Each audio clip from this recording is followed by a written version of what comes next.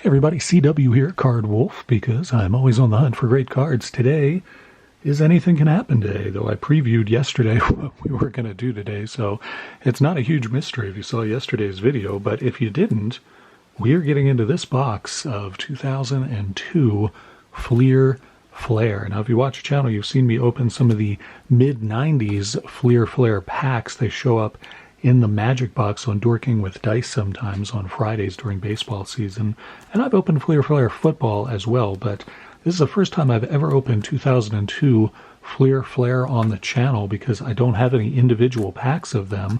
But I did have this box, found it in the card closet, and it's been there since around 2002. I think I bought this, I'm trying to remember where I got this. I think I got it at the discount store in Baltimore called Ollie's. I'm pretty sure that's where I used to buy a lot of boxes like this. You can see it was $30 back when I purchased it, and I think it was like a year after it came out or something like that. I don't think it was right when it came out, because usually the boxes, which might have been at Costco, it doesn't really matter where I bought it, but I bought it a while ago. It's been in my collection, sitting there waiting for me to get into it for about 20 years at this point. So in any event, Fleer Flair 2002 is what we're getting into today. I am delighted to get into this product. These are beautiful cards. I do have some of these as singles, so I know what they look like, and they're very, very nice cards. Everything Fleer Flair has always been very nice cards, so this product is definitely no exception to that.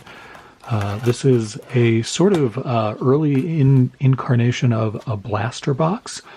There's 11 packs in here. Even though it's in a box that would hold more than that, there are 11 packs in here. Fleer Flair was a very high-end product back in those days when it came out. It was one of the pricier products, and they're really high-quality cards. You get 5 cards per pack, and I'm pumped about this. It's 11 packs in this box, and you can see them there. You can see there's a bunch of padding in here. They put in the styrofoam to make it fill out the box, but we got 11 packs in here, and you get a mem card, 1 out of every 36 packs, so we'll probably not be getting one of those. Look at this chunky piece of styrofoam. That's ridiculous.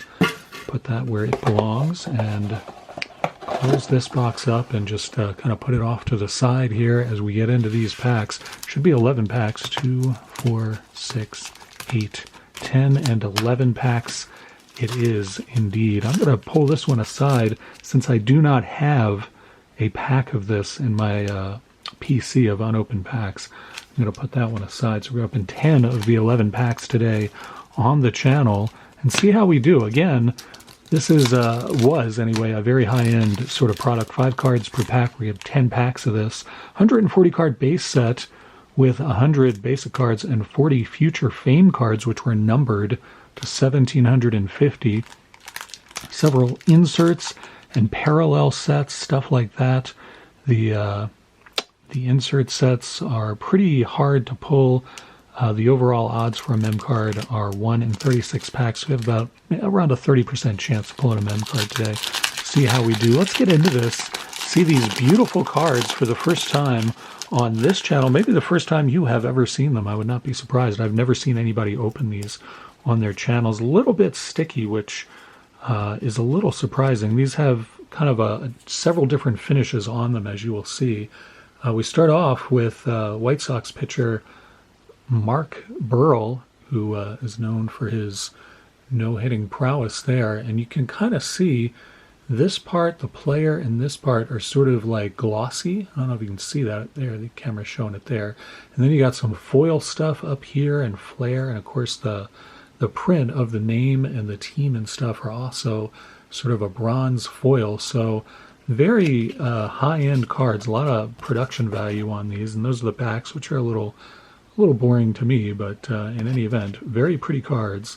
Mark Burrell starts things off there. We got Eric Chavez, our next card out of this pack. Chavez, really good hitter for the A's back in those days. I think Todd Helton here, very nice. Get a Hall of Famer, 3rd card. Get a brand new Hall of Famer, Todd Helton. I'll set that one aside. Keep track of the HoFers compared to the non. Troy Glaus there. So again, this 140 card set So most of the players will have been stars at that time, since it's not like a big 600 card set. A lot of these players are going to be names that you recognize. Final card is weirdly upside down. It's Tim Salmon from the Angels, and I don't think any of these were the numbered cards that we talked about. The rookie cards were the numbered ones, and those do have a number on the back, but none of these are going to fall into that category. I bet we will pull a couple of those out of these 10 packs, though. Let's go to our next pack, see how we do. One Hall of Famer out of that pack, so not too bad. 1 out of 5 cards. We get a Hall of Famer in every pack. I would be delighted about that. That would be 10 Hall of Famers total, so that would be pretty cool. First card here is Jeff Kent. Pretty nice there. Another star, certainly, from back in those days. Jeff Kent. A little sticky, but I'm not seeing any ink loss or paper loss or anything like that. You got Matt Williams, who was with the Giants for most of his career. There he is with the Diamondbacks. Kind of weird to see him as a Diamondback. I don't remember Matt Williams even playing for them, but clearly he did.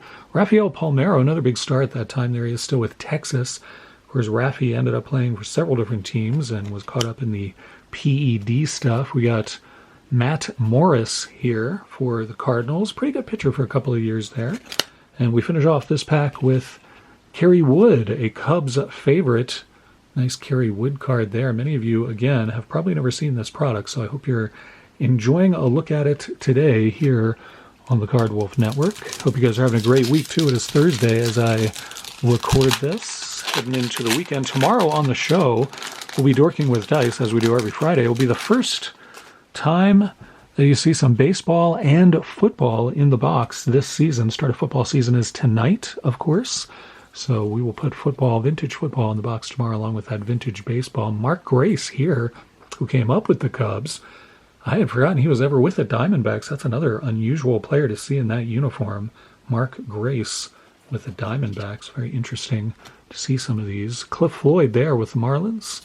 Good player for them for a little while. And we got Brett Boone, son of the great catcher Bob Boone, who went to the World Series with the Phillies. And his dad, Ray Boone, was also in the major leagues. So this is the third generation with Brett Boone to be in the majors then. Barry Zito, who was quite the ace with the A's back then. Zito, really, really good pitcher for them. And we finish off with Jose Vidro, the Expos infielder there. And again, I don't think we have gotten any of the higher numbered limited edition rookie cards here, but again, I expect we will get some. Go to our next pack, see if we have one in here, see if we can get some more Hall of Famers. So far, only one. I was hoping for one per pack, but that has not been what we have seen here. We start this one off with Bobby Abreu, who was a real star back in those days. Bobby Abreu there with the Phillies. And behind him, we've got, kind of hard to read these names. Who is this? Oh, Kazuhiro Sasaki. That one might be a rookie, actually. Let me check that one. It is not. The rookies will be high numbers, closer to, I think they'll be from like 101 to 140, I believe. Frank Thomas, there's a nice Hall of Famer there, and one that I collect, no less. So that is a nice pickup for me. Really happy to get that one. Nice Frank Thomas card out of that pack. And behind him, we got Kurt Schilling, who is not in the Hall of Fame. Some people think maybe he will be one day. I don't know if his outspoken views will prevent that or not. We will see. And Paul DeLuca finishes off that pack for us. It's interesting. The first one we've seen where the player image sort of flows into where the name is. It's kind of an interesting design choice there. It's hard enough to read these names, and then you get the image also flowing into it there. Kind of unusual. Go to our next pack, our fifth pack, I believe. So this will mark the halfway point for the 10 packs we'll be opening today. From Fleer Flair, 2002, Barry Larkin. And again, a player with a team that you don't really think of him as being with. He's with the, well, no, he is with the Reds there. I thought that was Cleveland for a minute. I was like, I don't remember Larkin being with Cleveland. But no, that is the old Reds uniforms from 2002. They look like Cleveland uniforms to me, but clearly not. Here we've got Alfonso Soriano, really good player there for the Yankees. Nice to see that one. And there is Jim Thome, our third Hall of Famer pull out of here. It is a Cleveland player in this case. My eyes are not deceiving me. is an actual Cleveland player. Nice Jim Thome card there. Put that in the stack. We get an Oriole, our first Oriole. It's Chris Richard, who I do not remember, I have to be honest with you. As big as an Orioles fan as I am and was back then, I do not remember that player. Well, maybe that might be a rookie card since I don't remember him, but clearly not. And we finish off with Shannon Stewart from the Blue Jays when they had striped uniforms back then. Unusual looking uniforms. Looks like a Cubs uniform. Shannon Stewart. Also not one of those rookie cards. Man, those must be tougher to hit than I think of them as being. I mean, they are numbered to 1750, so, you know, I don't know. It seems like we should have pulled at least one of them by now, but clearly that is not the case. All right, let's see how we do here. Barry Bonds starting this pack off. Not in the Hall of Fame, but certainly a guy who some people think should be. I'm not one of those people, but Barry Bonds, certainly a superstar of that period, 2002. He was tearing it up. Mark Quinn here from the Royals, a player who, honestly, I do not remember that well. Mark Quinn, also not one of those rookie limited ones. We got Richie Sexson here, a really good player, and a guy who I remember. Richie Sexson always seemed to be like close to the league leader numbers several years there. He was really quite a good player for the Brewers. We got Carlos Beltran there. Really good player, certainly. Carlos Beltran, nice to see that one. And who is this? Brandon Inge. Brandon Inge, I don't remember him, but clearly a Tigers player of note. Also not one of the rookie cards. Some of these players who I don't remember that well, I just assume they must be rookies. We did get a checklist here, and this has looks like a checklist of some of the memorabilia cards. The Power Tools Gold, and various other types of Power Tools cards. Those are mem cards, and we have not hit one of those, obviously, or you would have heard me point that one out for sure. And very interesting assortments in here. I expected to get at least one of those rookie cards and more Hall of Famers, and that has not been the case. Jason Kendall starts this pack off for us, the catcher for Pittsburgh for many years. We did get a mem card. Wow! That is amazing. I was not expecting to get one of those out of here. It's Doug Mentkevitz from the Twins. So it's a player that I have to wonder how many memorabilia cards, how many relic cards Doug Mentkevitz ever had. I mean, if you're a fan of this guy, you know, this would be the golden card to get. Wow, that is nuts. This is a game-used bat card from Doug Mentkevitz from the Twins. This is a guy who I really do not remember at all, but amazing that we actually pulled a relic card out of this. I was really not expecting that to happen in here. That is fascinating to get one of those. Was really not expecting that. Ichiro, that's a nice one. Ichiro, I always loved Ichiro, and I still do. I never really collected his cards, so he's a guy who I really, one of these days will have to go back and start collecting. That is a guy who I just really like, so that's one I will definitely keep. He goes in the Hall of Fame stack for me, and there's Ivan Rodriguez, who is in the Hall of Fame. Pudge Rodriguez, certainly, so very nice. Starting to get a little thicker of a stack of Hall of Famers there, which I'm happy to see. And we pulled a mem card. Still can't believe that. It's 1 in 36. You get a game-used relic, and we actually pulled one. That is nuts. I really was not expecting that out of 10 packs. That is crazy. Very excited about that, even though it's a player I have no knowledge of. Joe Mays here, pitcher for the Twins, who I do remember. People thought he was going to be a real ace, and he never quite worked out that way. Joe Mays is slightly stuck to the guy behind, but not really too bad. Roberto Alomar, who I believe is in the Hall of Fame. Roberto Alomar. And there he is. Is he with the Mets? Yeah, he is with the Mets. Oh, that is unusual. I think of his being with the Orioles for most of his career. Edgar Martinez, another Hall of Famer here from the Mariners. Edgar Martinez, great hitter, really hit for good average most of his career. Get another Hall of Famer out of there. Mike Mucinas, another Hall of Famer. This pack is full of them. That's kind of what I expected. I thought we would get about 10. Since we're opening 10 packs, I would expect 10. I don't know why I think that. It's just kind of what I think. Nice Mike Mussina card there. Looks like he's leaping up in the air as a fielder or something. I don't know what's going on with that picture. And our final card out of that pack is Olerud with the Mariners. Check out John Olerud wearing the Mariners batting helmet. Very unusual to see him as a Mariner. I'm not sure I have a card of Olerud with a Mariner. I believe John Burgess, the autograph fisherman, is a big Olerud fan. If that is true, John, and you need that Mariners card, let me know. John Burgess, wonderful person. Check out the Autograph Fisherman's channel if you haven't already. As one of the most impressive and amazing collections of autographs, particularly hockey autographs. He has all the sports, but hockey is his specialty, and he has quite a collection. It's really worth checking out. Mags here, Maglio Ordonez with Chicago, of course, longtime teammate of Frank Thomas. I know those guys were buds back in the day. Here we got Orlando Hernandez from New York. Don't know why I couldn't say his name correctly there. Randy Johnson, big unit, throwing for the D-backs here. That's a nice card of another Hall of Famer. So we may get our 10 Hall of Famers the way we're going right now. It's looking pretty good for us. Tony Clark there with Boston. And we finish off with Ben Grieve with Tampa Bay. Finishing off that pack. We've got another checklist here. I think this is just the regular checklist. And you can see that goes to 138. I wonder why it doesn't go to 140. It says it's 140 regular cards, so why does that only go to 138? It is a mystery that I cannot solve for you right now, but we will see. A lot of great players in here, and I'm hoping this last pack has some more Hall of Famers. We'll count our Hall of Famers stack up at the end and see how we did. I feel like we're already kind of beating the odds here getting a relic card. That is nuts. I cannot believe we pulled one of those out of here. Really didn't expect that. So that is pretty darn sweet. Happy to see that.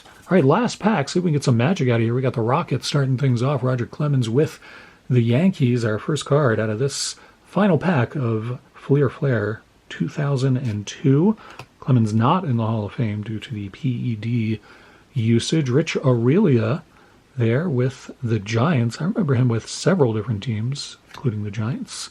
We got Pedro Martinez with the Red Sox.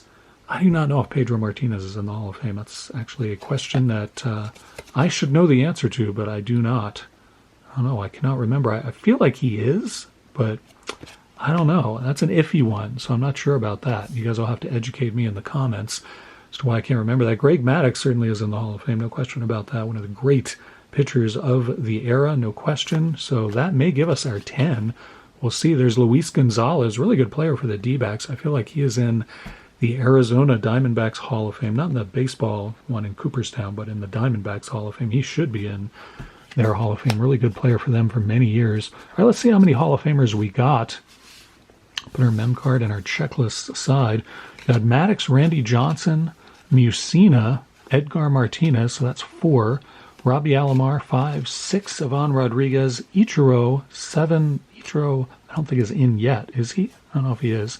Jim Thome gives us 8, and Frank Thomas and Todd Helton give us 10, plus Ichiro surely will be in the Hall of Fame, and I don't know if Pedro Martinez is or not. You guys will have to tell me. So we got at least our 10. I thought we would get a ratio of about 1 per pack.